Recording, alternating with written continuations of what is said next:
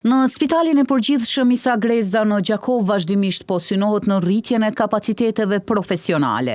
Së fundmi, profesionistëve shëndetësor në këtë institucion janë shtuar edhe 3 specialistë si një hap që synon përmirësimin e shërbimeve shëndetësore për pacientët dhe rritjen e cilësisë së trajtimit specialistik. Doktorët Arben Lucaj, specialisti i emergjencës, Sardian Jusufi, specialisti i urologjisë dhe John Komani, specialisti i hematologjisë, nga sot janë në krye të detyrës për secilin pacient që kërkon trajtim brenda spitalit. Me këtë zgjerim të stafit, pritet të rritet numri i shërbimeve që ofrohen në këtë mjedis shëndetësor, të ulën pritjet për pacientët dhe të përmirësohet kujdesi shëndetësor në përgjithësi.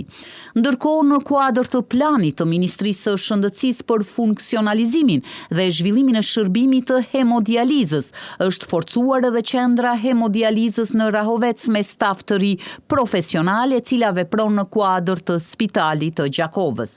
Ky përforcim pritet të ndikojë drejt për drejt në funksionimin më të qëndrueshëm të shërbimit dhe në rritjen e sigurisë së trajtimit për pacientët që kanë nevojë për hemodializë. Kjo qendër është përforcuar me Shkëlzen Kaçi, teknik për pajisje medicinale dhe Pranvera Krasniqi, infermiere për hemodializë.